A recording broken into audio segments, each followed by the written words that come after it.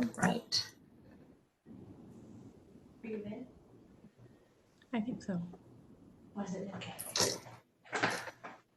All right, so we're going to talk all about Canvas tonight. We have some great tips, a couple options to get set up, and a couple different ways that you can interact with Canvas as a parent. And I'm sorry, let me put this in present mode. There we go. So we already talked about this. Go ahead and mute yourself unless you want to pop out with a question. And we are going to be recording our session tonight, so you will also be able to refer back to it if you need to. All right, so here's a little bit of our agenda. We're going to talk about observer accounts with Canvas. That would be for a parent or a guardian. It's how you would interact with Canvas, but see a lot of what your students see. The Canvas app, a fun little connection with Canvas and Alexa. And then some housekeeping stuff, just good things to know about attendance, how Canvas is organized, grades, things like that. And we'll have plenty of time for you to ask any questions. I already introduced myself. I'm going to go ahead and let my co-presenter tell you a little bit about her. Hey everybody, my name is Caitlin Smith and I teach pre-AP English 2 and English 2 at the high school. My team had the pleasure of piloting Canvas last year. So we've been on the forefront of a lot of changes and figuring out how to make things better for not only our teachers, but our students. And we are super excited to share a little bit with you guys tonight so that you can help your student with their Canvas. Awesome. Thank you, Caitlin. I think so. All right, we're going to start with just a quick reminder. We're well into the school year. I'm sure you have interacted with this quite a bit with your students and how they will log into really all their resources, Canvas, and then anything else that we use. Over what? Over me. All right. And that is through Launchpad. A lot of you are requesting to annotate. It's going to show up on my screen as well, so I'm going to decline that. I apologize. But you will get a copy of this presentation, so you will have it if you need to refer back to anything. Just a reminder, Launchpad is how students log in. They should be very familiar with it. They use it a lot. But then also, I wanted to remind you that we have a Return to Learn Technology help page. And just a reminder, if y'all could mute yourselves, we have quite a bit of sound coming in. I'm trying to catch y'all as I see anybody that's unmuted. Thank you. I'm going to click on this right here. I want to show you this page because it has so much good information.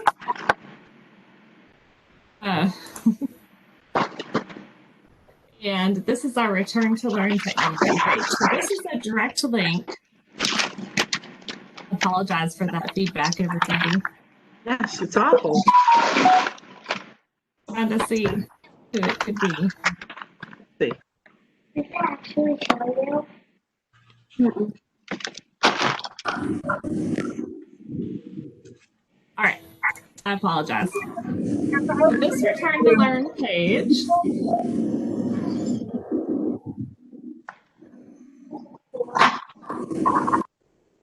maybe that'll help. There we go. I'm going to get back on track.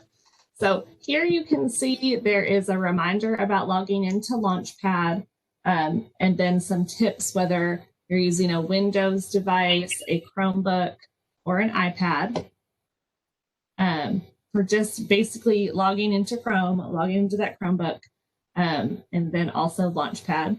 And then very explicit details, like exactly what to do for the username and password. And this is just good to remember because students have their Chrome login, which is their email address and their password, but their Launchpad login is Aledo / first name, last name, and then that same password. So just slightly different there, two different choices. That's just good to remember If your student gets hung up, it's good to come back to this page. You just click on home and then return to learn. And then you can see that we're going to leave that up all year. All right, so we're going to start with talking about Canvas Observer accounts. This is really your bread and butter, what you want to make sure you have set up for yourself. Many of you already have. I can see we've added a lot of Observer accounts so far this year. This first video, and I apologize, we're going to show you 2 videos. They're all about 4 minutes, each about 4 minutes long. So it's going to be just slightly tedious, but they had such good information that we wanted to include them. The first one is really about setting up your Observer account and some features that you have access to. And the second one is going to really explain what you see, which is very, very similar to what your student sees, such as assignments and quizzes, grades, things like that. So this first one, I'm going to stop sharing for a moment so I can turn on my sound and share this video with you. This will be a good one to remember and refer back to if you have not set up your Observer account yet.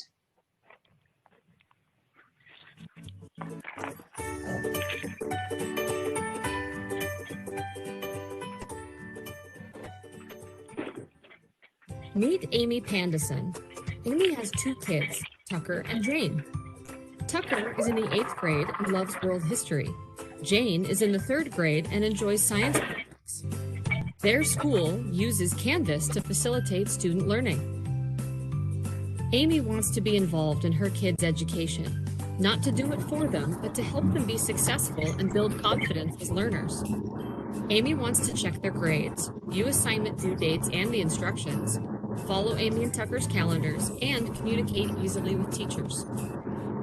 Amy hears about the Canvas parent app in an email from the school. Both kids' teachers use Canvas and want to make sure parents can easily stay connected. Amy searches for Canvas Parent in the App Store for her mobile device. After it downloads, Amy searches for her school district in the search bar. When she finds it, she then sees the option to sign in. Amy does not have her own Canvas account yet, so she selects Parents of a Canvas User, Create Account. She enters her name, her email address, and creates a password, but does not have a student pairing code. Tucker creates a pairing code from his account by opening his account settings from the global navigation bar. He selects Pair with Observer and gives that code to Amy. She can now see Tucker's classes and grades on the app's home screen. Jane is still in elementary school, so Amy gets her pairing code from Jane's teacher and easily adds it on the app. Now Jane is all set up with the Canvas Parent app as her sidekick in supporting her kids' education. To make sure she stays up to date on both kids' accounts, Jane sets up her alerts and notifications. On her phone or tablet, Amy selects Manage Students and then selects Tucker. She sets her preferences on when and about what she would like Canvas to alert her. She does the same for Jane.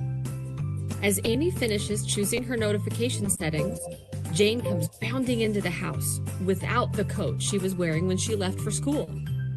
On the app, Amy opens her inbox, selects Jane's class, and sends a quick message to Jane's teacher about the missing coat. That night, before sitting down to dinner, Amy checks Tucker's classes grade. He's doing pretty well. She also checks the calendar and notices that Tucker has a test coming up in a few days, and then helps Tucker organize his notes and create a study plan after dinner. She notices in her alerts section an announcement about a field trip to the local museum for Tucker's world history class, and a request for volunteer parent chaperones. Amy sends a quick message through the Canvas inbox to volunteer as a chaperone. Amy glances at the calendar and notices that Jane has a science project coming up. She looks at the assignment and notices a list of supplies and instructions for how to submit the assignment. Amy sets a reminder to buy the supplies. That night, Jane sits at the computer with Amy and they make a plan for Jane's project. Later that week, Amy helps Jane finish the project and helps her submit before the due date. After a long week of extracurricular activities, Amy sees a notification on her Canvas parent app about a missing assignment in one of Tucker's classes. She reads the instructions posted on Canvas and asks Tucker how she can help him complete the assignment. That night, Amy sits with Tucker and helps him upload a picture to submit his assignment. Even though the assignment is still flagged as late and Tucker lost some points, it's still turned in for grading. Like Amy Pandison, you can also support your students' learning and know what's going on in their academic lives. You can download it for free in your app store. You can also log on to Canvas as an observer through your web browser. Also, check out the Canvas guides for observers in the Canvas community.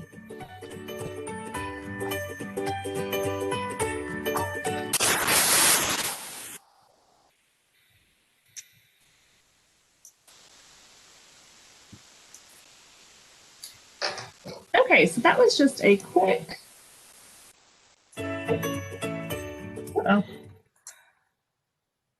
video. If I can get out of it. A quick video showing you how you can become a Canvas observer. There we go. If you have already done that, you may have gained a nice tip or two for setting your notifications. And you may have some questions about this, and we'll have plenty of time after. What we're going to show you is not going to take the whole time, so we're going to have lots of Q&A time. But here's why I wanted to show you both of these videos, because this next one is really going to show you more of the student experience, because what you can see as an observer really mirrors what your students see. So I did want to show both. I apologize, this one is not as long, but it will be the last video that we show you, and the rest will just be talking through a couple different things.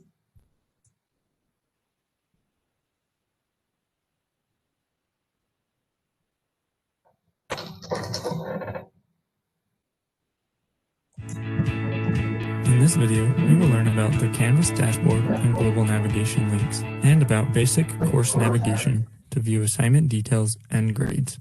Card View displays a course card for each of your favorite courses. New courses automatically display on the dashboard. You can manage your favorite courses from the Courses link in Global Navigation.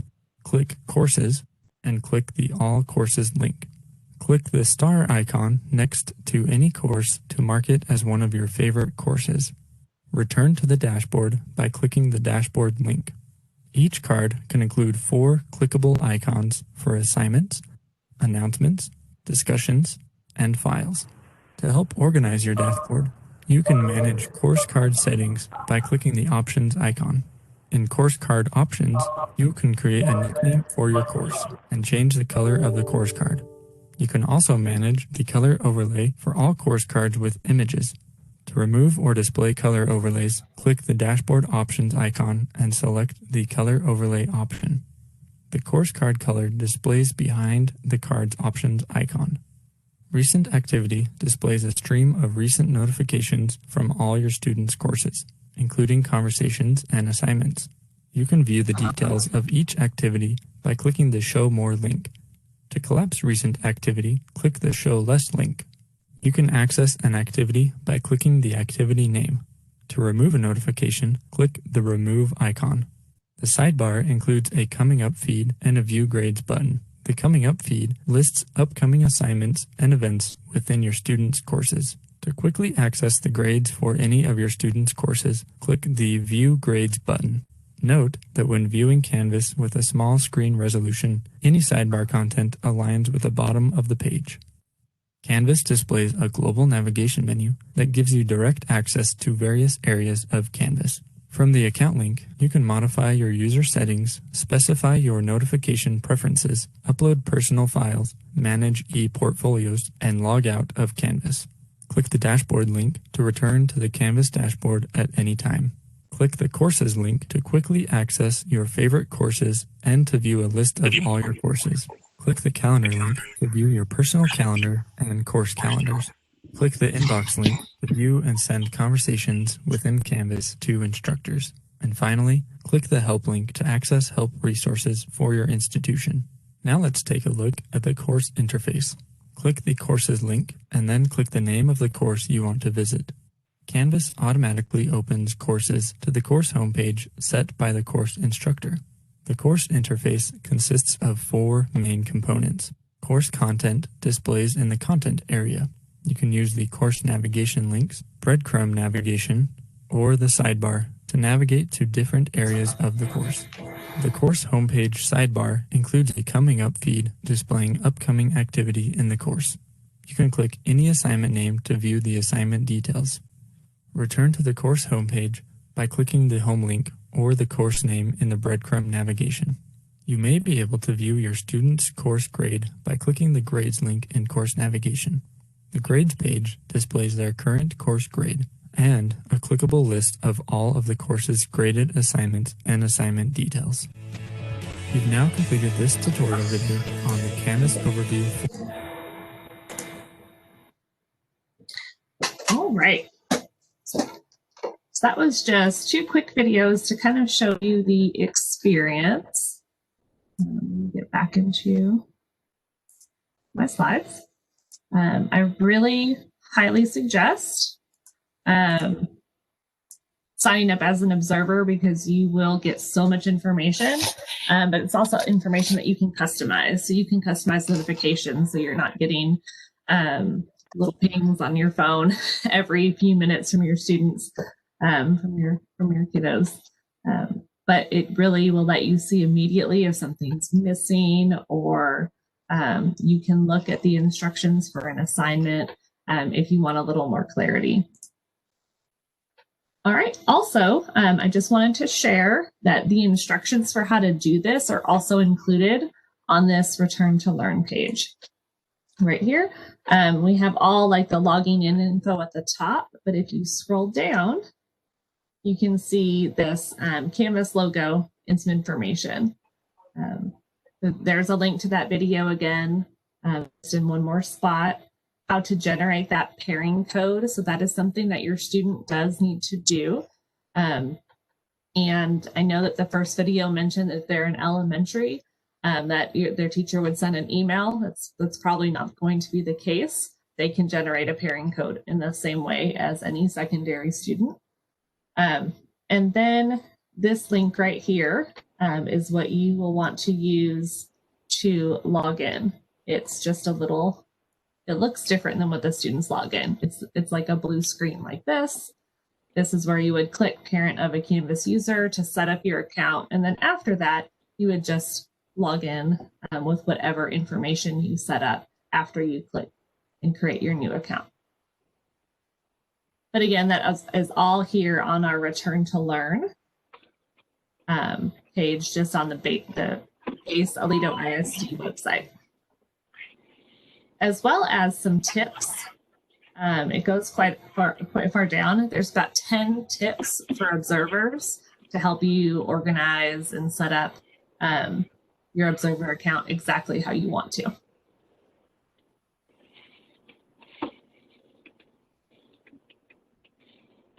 Right. The video did mention the app.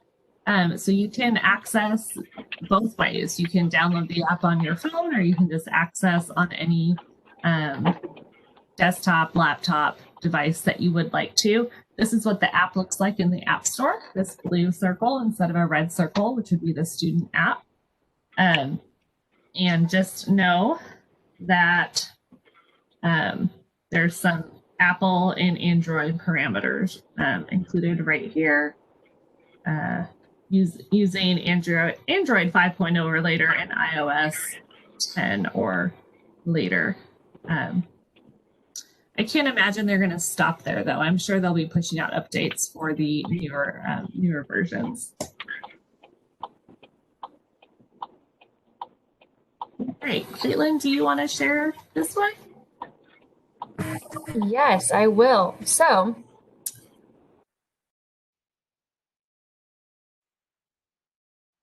Oh, Caitlin, you got muted. That was my fault. Oh, I'm sorry. Okay. Can you hear me now? Yes. Okay, sorry about that, guys. So, as a teacher, of course, I use my phone for everything, right? And you scroll Facebook, and all of a sudden, there's something that you just desperately need. This time, it was so relevant because I got an article about how Canvas can pair with your Amazon Alexa and give you updates. Of course, you have to go through a setup process for it. But if you have an Alexa in your home, you can ask it questions like, Alexa, are there any updates from school? Or Alexa, does, insert your student's name, have any homework due today? So I know that at my house, growing up, if Alexa would have been a thing and using Canvas, it would have been, probably in the dining room or in the kitchen, and my dad would have asked it every night during dinner. And he would have made sure that we were all getting our stuff turned in. Hugh, do you want to go to the next slide? So that is our how-to setup. And like you said, she's going to be sharing this presentation.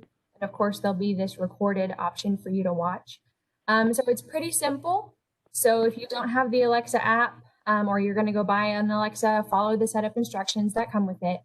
And then you're going to go through 3 steps. You'll enable the skill within your app. You'll link your Canvas accounts, and then you will talk to Alexa. And we did troubleshoot, and we made sure that Aledo ISD is an option when you go to pair your Alexa to Canvas. So this is just one more way that you can help monitor your students' to-do list and make sure that they are keeping up with all of their work.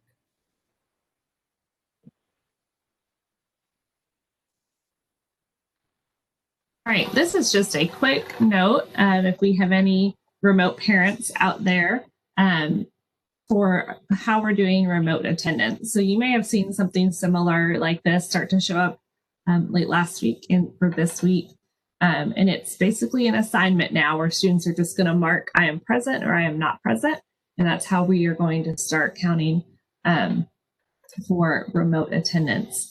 And I don't believe any in-person are using this because obviously, they're there. They can just take roll like normal. But I just wanted to show y'all an example. It's just one question. They just open it, click I am present, and then click on submit. And then they can return to their module or their work for the day. All right, I'm going to actually stop sharing. I'm going to let Caitlin take over. Okay, let me share my screen with you, and we are going to walk through the modules. Let's see. Okay, let me click over. So you can see that the teacher version is actually very similar to what you're going to see as a parent and what your student sees. I'm on my dashboard right now, and of course I have the same course all day. But if we go into a course, this is exactly like what your students would do. This is the homepage that they see, and they can click on their modules button.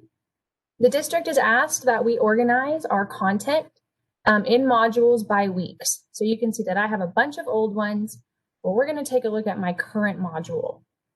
So if you look up here at the title of my module, SB is our short acronym for Springboard.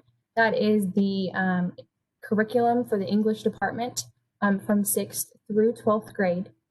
We are in Unit 1, and then you can see that I've dated it for our week September 14th through 18th. So most of us are using these super simple naming conventions so that you and your student can make sure that you're in the right place when it comes to completing work, whether you're in school or at home. So the English 2 team, as you can see, we have quite a lot going on for any given day. We have high schoolers, and we're covering a lot every period. So we, of course, have the day of the week so that kids know where to stop for a certain day and where to start for the next. We start with a learning target, and then you can see that we go through our week. I'm going to see if I can zoom in because I want to talk to you guys about what all these little green symbols mean. Okay, so before each title for whatever it is in our module, you can see these little green icons. So when it looks like this, it looks like a page, like a piece of paper. And that's what these 4 are. These are pages that have content on them. Maybe it's a video we're going to watch, or it's a slideshow that we're going to go through in class, or extra resources. It could be directions that we're going to do so that we can move on to our activities. If we scroll down, we'll see a couple of more.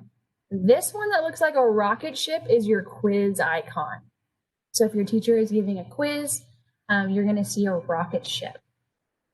This one that looks like a page and a pencil is an assignment. So they're going to be submitting something with this, and there are lots of submit options. It could be as simple as a text box where they're going to open it up and they're going to type their response in it. They could be submitting a photo, a JPEG, or any of the other file types. They could be uploading a link, like if they were working in Google and they were going to give me their shared link so that I could access their slides that they were working on, or maybe an essay they were writing on Google Docs. And then I think that that is all of our big icons. Let me zoom back out because we are super close. We can't see everything. But as you can see, I have quite a few things for the week. And then I have Tuesday and all of Tuesday stuff, Wednesday, Thursday, and Friday. Now, what I told my kids is I know that this looks overwhelming. There is so much to do every single day when we're in class. But if we think about it like a slideshow, some teachers, lots of teachers, use Google Slides to progress their class period so that we have a visual stimulus, so that our kids who are visual learners have something to read on our Promethean boards, so that they can comprehend the information. And that's exactly what Canvas is doing for us when we're in the classroom. So if we have the conception that Canvas is just for at-home learners, I really want to challenge you to change that because we're using it in class with great success. It's limiting how much paper is passed between my students and myself. I don't have to take home stacks of paper to grade. And I think it's really helping streamline everything on all parties. All right, let me stop sharing Q. Okay. Much, Caitlin. I love that you shared that just now because I was just going to add, all the Canvas courses may not look like that. Like Caitlin said, they are putting a lot of their content, pretty much everything into Canvas, and then, working with that in the classroom.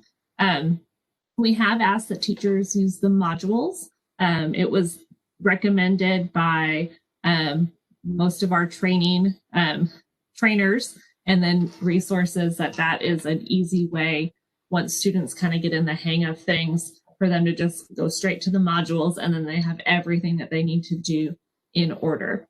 And we've also asked that teachers add basically requirements to each of those pages or assignments, and students will get that little check mark. I know a lot of our students really enjoy that. If they get the check mark at the end, then they know that they have completed what they were supposed to do for that part and they can move to the next one. All that to say, there are some teachers that may not have that much in their Canvas course, but we have asked that teachers are using it in some way so our students can remain familiar with it. We know that we all had to use it during the hybrid period, but we want our students to be ready for anything. So if the situation changes and we have to be remote for, a certain period of time, or even, even if it has nothing to do with that, they are familiar with Canvas, they can jump in and they're not going to miss the content and those valuable learning experiences. Just know it may vary a little bit from class to class. Right, let me jump back in, share my screen. So next we want to talk about Canvas grades. I know the video mentioned you can view grades in a couple different places, and that is true. Most teachers have the grading on the left side navigation. It says grades available for students, but not everybody does. Some have chosen to turn that feature off. If it's off for the students, it's going to be off for you. So just know if you cannot see that tab, like was shown in the second video, just reach out to your teacher, inquire if they they might want to turn that on. They may have a reason for not doing that, and the reason may be what we're about to talk about. So I'm going to let Caitlin talk about grades a little bit because she lives it, and I think she can speak to it a little more. Yeah, so let's touch on that grades tab really quick in Canvas. For example, I don't have it enabled right now. My grades tab is not enabled. That is something that my team and I decided we wanted to introduce once everybody was feeling a little bit more confident with the workings of Canvas. Something that we've noticed and that we've been taught in almost every training is the more options students are given within Canvas, the more confusing it can be for them. So by enabling those options one at a time and explaining what they can do, why you would want to click on that tab, it really helps to keep our students from getting overwhelmed. But if it's not showed up or showing, definitely, like Ms. Quisenberry said, reach out to your student's teacher. Maybe they have a reason, and they might just be trying to streamline things for your kiddos. So a couple of other important things to note. Grades in Canvas are not always equal to our parent portal grades. And parent portal grades is our grade book. That is, where we're going to do GPA when we get to that secondary level. And that is the grade book that matters. In Canvas, we do a lot of little daily things that we're assigning points for. And for example, English 2 has chosen to lump those grades together at the end of the week. And put it as one grade in gradebook, whereas in Canvas, it might be 4 or 5 grades. As you can imagine, having to enter 5 grades for every student every week is quite a daunting task. It's a lot of data to enter. But if we have that piece-by-piece breakdown within Canvas that students and their observers can see, and then we have the lump total in gradebook that reflects their GPA, that was the easiest way that quite a few teams thought that they could streamline this process. Another way that you guys can stay on top of your kids' grade is to check the recent feedback section. And Q gave us a screenshot down there. That recent feedback section is on the right-hand side of your student's dashboard, about 3/4 of the way down their page. And as you can see in our picture, this student completed the Unit 1 Quizlet or flashcards, and they completed the Unit 1 test review. So you're going to get feedback like that. You completed this, you turned in this, but you're also going to get feedback if something didn't get turned in right or if we didn't get full credit. So for my class personally, I don't give below 100% and not give them feedback, because if they had turned in a piece of paper to me, I would have written all over it. So in Canvas, I use the feedback function. And I might say something like, you only wrote 3 sentences and we needed 6. We needed to elaborate. Or it looks like you've turned in a blank document. Why don't you try submitting it one more time for me? So the recent feedback section is critically important. It's going to give your student and you any teacher comments that are attached to a specific assignment. And I can't stress this enough. I think I've gone over it every 3rd day since we've gotten back to school, but trying to get kids to not just jump into the grade book and be like, oh, I have a missing. I better go walk up and ask my teacher while she's, trying to drink her morning coffee. The recent feedback tool is going to help them be more self-sufficient because they're going to know exactly what went wrong, exactly what they need to do to fix it, and then they can take care of business themselves. And of course, with my 16-year-olds, I'm trying to push that. But for parents, for you guys that have those elementary kiddos, those middle school kiddos, that's going to be a great place for you and your student to look in the evenings or, when you guys have your work check-ins to see what's been turned in, what needs work, and what they did phenomenally on. Thank you, Caitlin. And just to let y'all know, Canvas has the capability of talking to many grade books and we kind of share grades back and forth, but it does not currently work with the gradebook we are using. But the great news is that Region 11, which hosts our gradebook, they are working on that very diligently, and they are hoping that at least before Christmas that is available. So once that is available, those grades will start to mirror a lot better than they are right now. it's just great to remember their grade in Canvas is very likely not their grade for, for the whole course. So still keep checking that parent portal, and let give the teachers, a little time. It's not going to be instant that they're going to be able to turn in an assignment in Canvas, get it graded, and the teacher immediately adds that grade to the parent portal or the grade book. We wish things could happen that quickly, but we need to keep our teachers in mind and give them some time for that. So we thank you for your grace on that and kind of letting us explain the grades. And hopefully soon we will have a new option where Canvas can talk to our gradebook. All right, that is what we have. I did want to share this email address. This is LMS, stands for Learning Management System. So lms@aledoisd.org is a new email we just set up. If you have any questions from today or things that come up that are kind of more general, you are welcome to send them here. If it's very specific about a certain assignment or grade, still send that to your teacher. But just if things aren't working right, or if you have a question, you can send them here. And those questions are actually going to come to me, and I will do my best to find answers as quickly as possible. So feel free to jot that down. And also one more thing before we open up for a Q&A. Both videos, I think, mentioned using the Canvas inbox to contact your teachers. And that is a feature that's available, but just be sure that that's the way your teacher has opened up communication. I'm sure at the beginning of this school year, teachers probably put something like that into place, and it may be just their email. It may be Remind 101 that we're using, or they may have said, yes, email me at Canvas.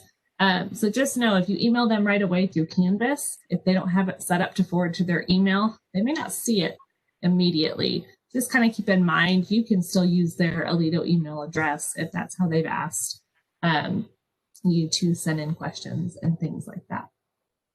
All right, that is all we have. We are going to open it up for a Q&A, but if you do not want to stay for that, thank you for joining us. You are welcome to hop off. Otherwise, you can feel free to unmute yourself, ask any questions, and we will do our best to answer them. Hi, this is Amy Brandon. Amy? I do have a question. I've been in there a little bit, and when we were in Google Classroom, if a student got an answer wrong, say they had 15 questions, you could go into Google Classroom and specifically see that question number 6 was wrong. When I go into Canvas, I can see that, say he got a 32 out of a 50. It doesn't necessarily tell me which item that he or she got wrong. Is there a way to find out which ones are marked incorrect so we at least know where to narrow down what he got wrong? And I think you're talking about on a quiz. Well, it could be a quiz or an assignment, I'm assuming. So in Canvas with quizzes, the teachers have the opportunity to turn that feature on or off. So if the teacher has chosen the option for students to see the answer, or if they're wrong or right, they're going to see that pretty quickly after they take the quiz. And if they haven't chosen that, then they the student won't see anything. But then also an additional feature of Canvas is that the teacher can show the answers after the testing period is over. So they may be taking it over the span of a couple days because there's different courses and students taking it at different times. Excuse me. And then it might turn on at that certain time.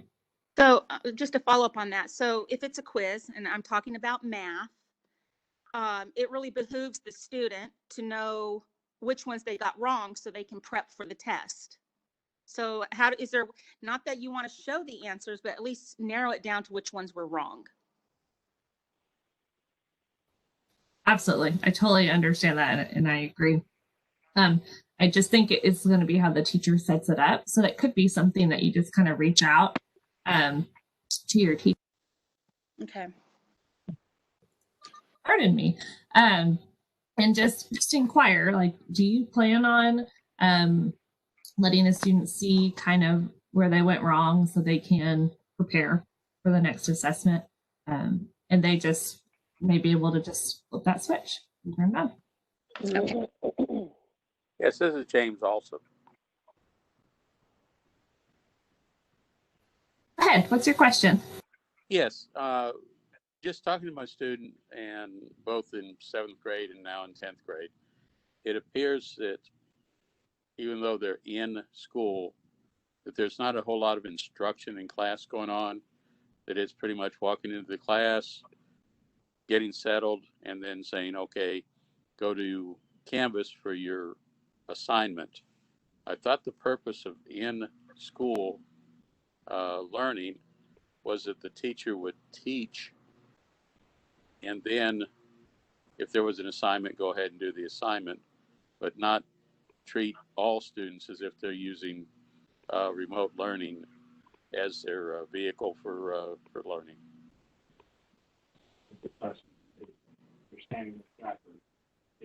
Oh, absolutely. That is a great question. Thank you for sharing.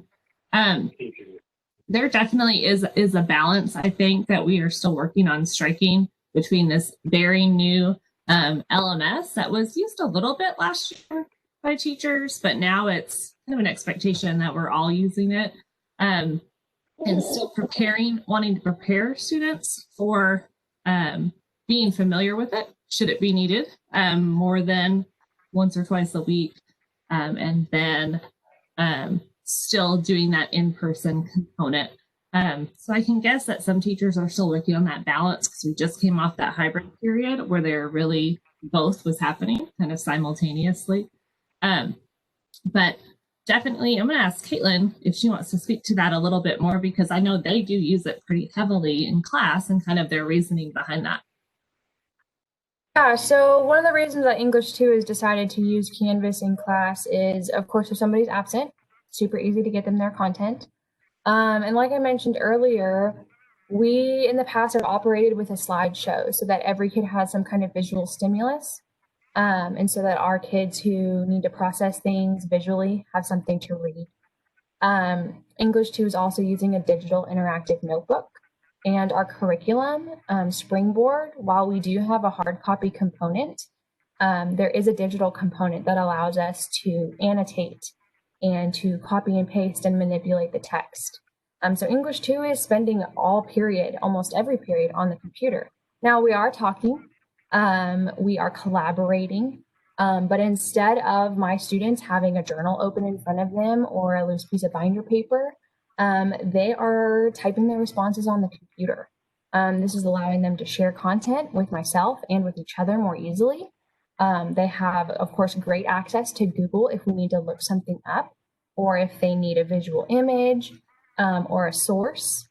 And so while in my class and many others are using Canvas throughout our class period, I can definitely speak for English 2. We are definitely learning in class. I am up all day going through content with them, teaching, letting them explore, and letting them do the critical thinking. One of the things that I'm loving about Canvas so far is that they are doing a lot more.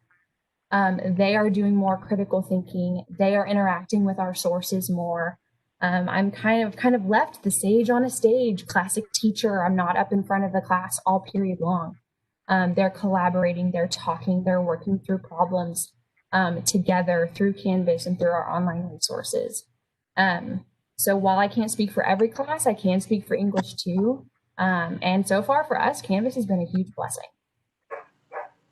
Okay, one other thing on assignments, like you just gave your presentation in English, and you had 5, 6, 7 things that the student was to do in your class alone, which exceeded the time limited period that the class went to. So some of the stuff is not going to be done. And then he goes to the next class and he has 5 or 6 things, and the next class 5 or 6 things. And by the time he gets home, he's got 3 or 4 more hours of things that he has to do that he didn't get done in class because there's so many items that are being assigned per class. Is there any coordination between the teachers to ensure that a student doesn't have to come home and have 2 or 3 hours of extra work that they have to do that should have been done in class, but there wasn't the time period available for them to do it in class? Right. So speaking about English 2, you saw those 5, 6, 7 things on my module for each day. Some of them are just directions, or it's just a visual stimulus, or, you know, we're setting up something in our digital interactive notebook. So everything that you saw when I shared my screen, it was not an assignment that students needed to turn in. Today, my students turned in 2 things. They turned in a link to their DIN after we had worked in it for more than half of the period. And then they had a reflection to do after we had finished with our content for the day. English 2, our goal is to get our things done in class. Of course, there can be extenuating circumstances. 3rd period today, we lost 5 minutes because we needed to stay in advisory a little bit longer. So, I mean, my team, we really try and plan things out for it to happen in class. And of course, if 1st period spills, we cut for the rest of the day. As far as me, you know, talking to their math teachers and their science teachers and the history teachers, you know, unless I see somebody in the hallway, we are kind of in our classrooms for the most part all day long, of course. And, you know, we don't get to eat lunch together anymore. We social distance and we eat alone in our classrooms. So, I mean, I can speak for myself and the English 2 team, but I know the heart and the intent of most of the teachers on our campus, and it's not to overload our students. So I hope that helps answer your question a little bit. You know, English 2 really tries to keep it within the classroom, especially for my on-level classes. Thank you for your response. Hi, I have a couple very Canvas-specific questions. I'm Amy Jo Carter, that's my son. First of all, in the parent version of Canvas, we actually do not see that recent feedback. I was logged into my account on one computer and my son's. It does not show up recent feedback in the parent one. Just FYI. But also, my students are both virtual at home most of the time. They have to attend 2 classes each in person. However, I've noticed something. My daughter had an issue yesterday where she sent the teacher a question at 10 a.m. because she couldn't get into something. He replied after school, but it was still due last night. And so I just want to say, and I know like the teachers are teaching 6 classes. That was probably his first opportunity to reply. But I'd like to throw it out there that a little more thought and consideration would be helpful. A lot of teachers aren't opening their modules until like 8:40 or 9 a.m. And I have a band kid, so she's up early trying to get ahead so that she doesn't come home and have hours of work still to do. But also when there's an assignment where there's a problem with it, you know, telling her at 4 p.m., oh, here's the fix, and by the way, you have to start over now, kind of puts her in a bind for getting it done by midnight.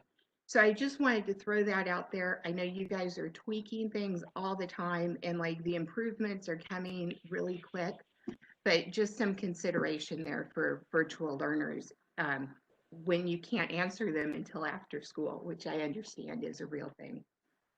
Yes, no, thank you for sharing. And thank you for sharing about the recent feedback. I apologize. I didn't realize that parents couldn't see that as well. But it's a good reminder for your students to have them checking that.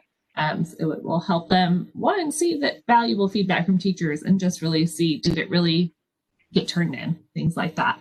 I will say we have asked teachers, just a reminder, it was happening in most places, but I know there were a few, to start posting early or to schedule their modules to be open, maybe like at midnight the night before. So we're trying to avoid that, students having to wait to get into their content if they are remote learners. So you're right, absolutely little tweaks like that kind of the same with the teachers. We do thank y'all for being understanding because our secondary teachers are all teaching in person and remote. For the most part, there's very few that aren't in that situation. But that's good to know. Just keep that line of dialogue open with your teachers, and I'm sure they'll have understanding if they didn't get the correct instructions or feedback that they needed until 4. Maybe they'll extend the time that it's due. Definitely don't want to cause any more undue stress on our students.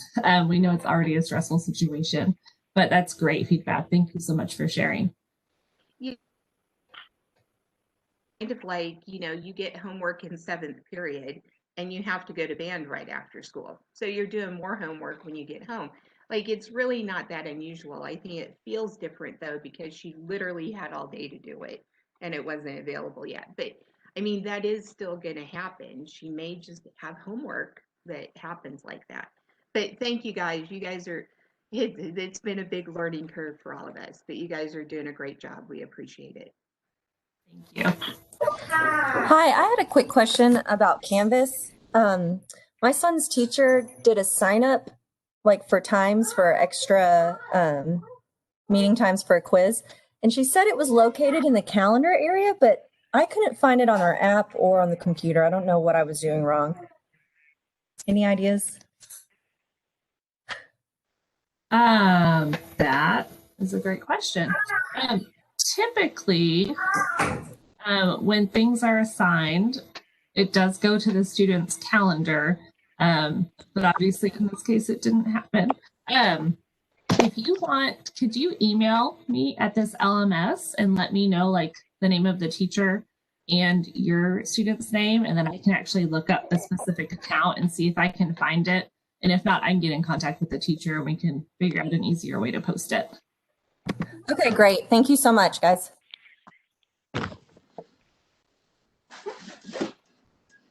More questions? Hi, yeah, I had a question kind of with the calendar thing too. And it may be because my kids are both elementary age, but their calendars are both totally blank for all their classes all the time. Like the calendar shows nothing. So is that only for like the middle school and high school levels that calendar is going to populate, or should that be working for the elementary also? As far as I know, whatever a student has due should kind of show up on their calendar. So it just may be something we need to investigate.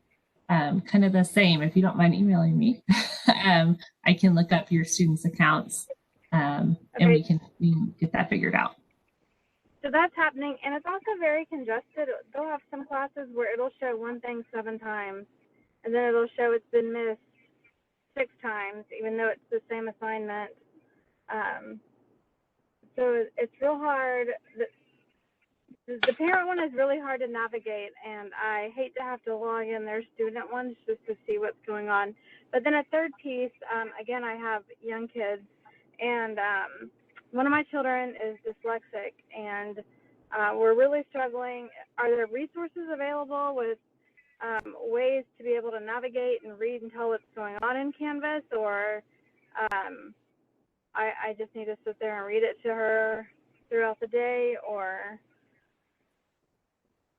I do know that our dyslexia teachers are getting resources together, and I think they already have one that they're using.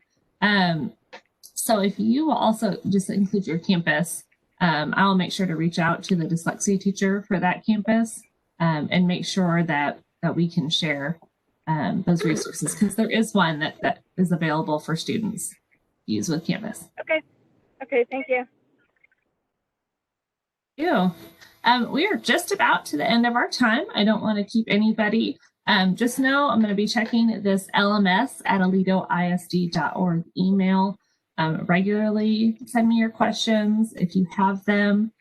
Super specific ones can go to your teacher, and if they can't figure it out, then they're going to come to me, and we will get it working. We do thank you for the last couple of weeks of grace. As everybody got acclimated to Canvas, and it's a totally brand new platform for almost everybody in our district, apart from a few like Caitlin that pioneered it last year. So we do appreciate it. And I have noticed Canvas also had some growing pains as well. They had an influx of districts that wanted to use their platform, and I get emails about updates every night. So I think it's just going to get better and better the more time goes on. We definitely thank you for joining us, and we hope that you have a wonderful night. Any final questions, I'll stay on, but if not, thank you. We'll be sending the recording out, I believe, in the Friday Aledo Blast. So you can be looking for those resources.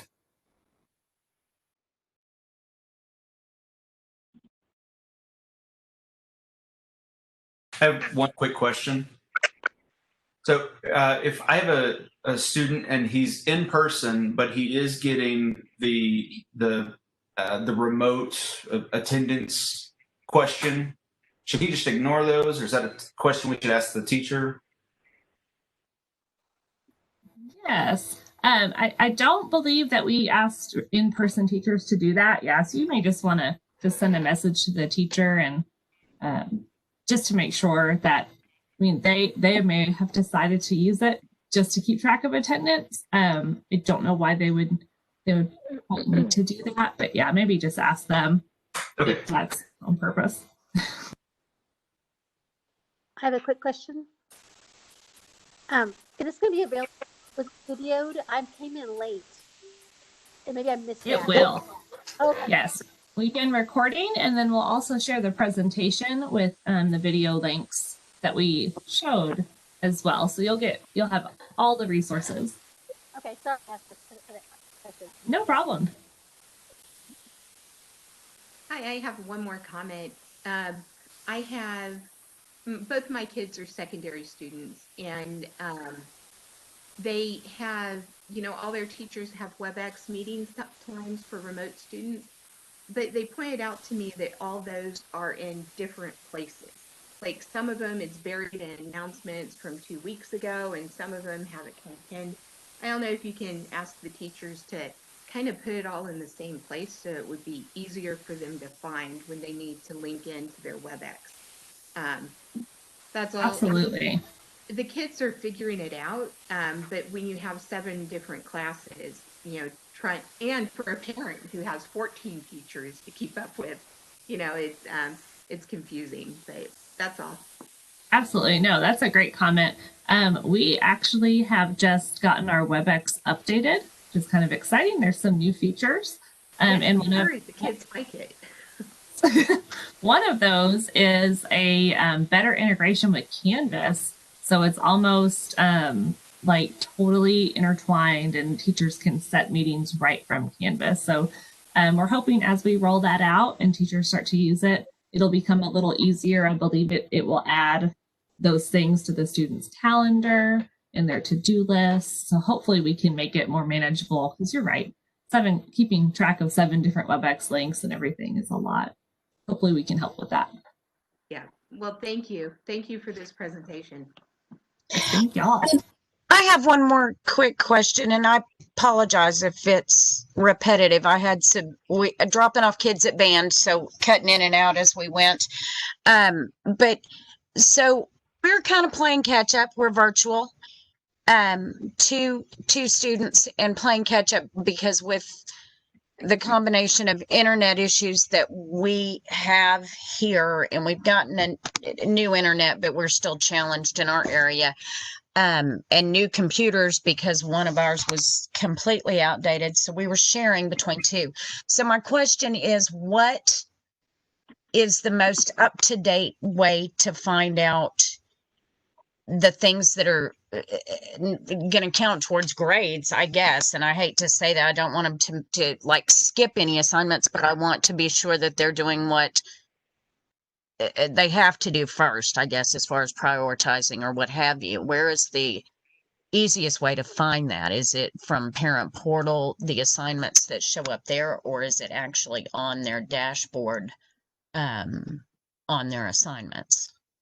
If they're all remote, I think just checking in the course and going to modules first, and it will show them what they've done and haven't done. But also that grade tab will show all the assignments, all the grades that have been taken, basically everything that they have been asked to turn in or do in Canvas, and it will show what's missing, but then also it'll have a link to the instructions so they can do that. Because that shows a lot more than Parent Portal as far as what they're missing and whatnot. And so in trying to catch up, do we need to focus on the things that are in Parent Portal? I mean, they need to get it all, obviously, but again, in trying to catch up and making sure that they're up now and able to go forward.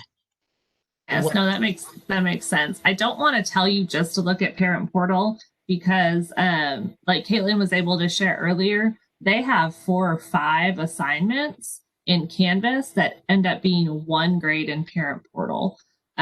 So it's not always gonna equal, that same thing. So I wouldn't want anything to be missed in Canvas that would affect their grade in the portal. So I think you could reach out to the teacher, just pop them an email and be like, where do you want us to start as of right now?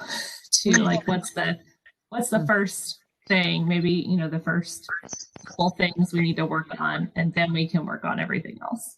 Right. Okay.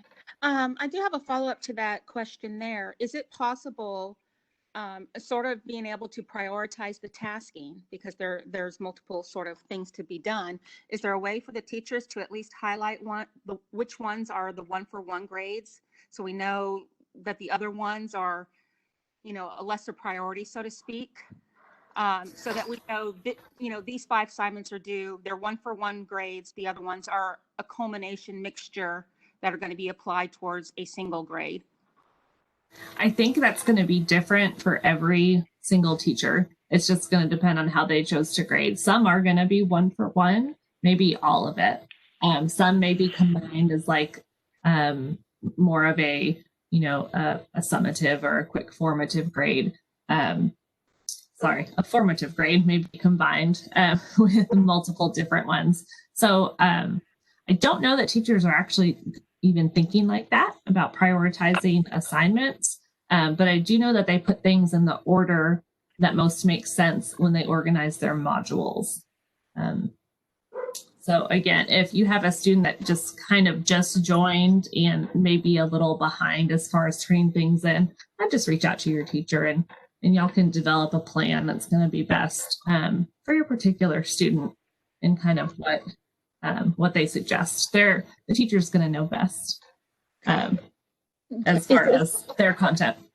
Okay. Is this the sort of the thing that you were talking about earlier on, where hopefully by Christmas there might be a better link up with Canvas to the grade book?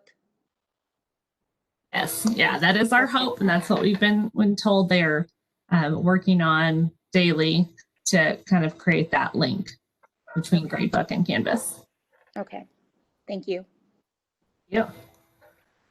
All right, well, thank you all so much. We're going to go ahead and wrap up tonight. We really appreciate you joining us. Again, please use that email address. Email your teachers questions, email me. And we will continue to help our students thrive and keep going with Canvas. Thank y'all so much. Have a wonderful night.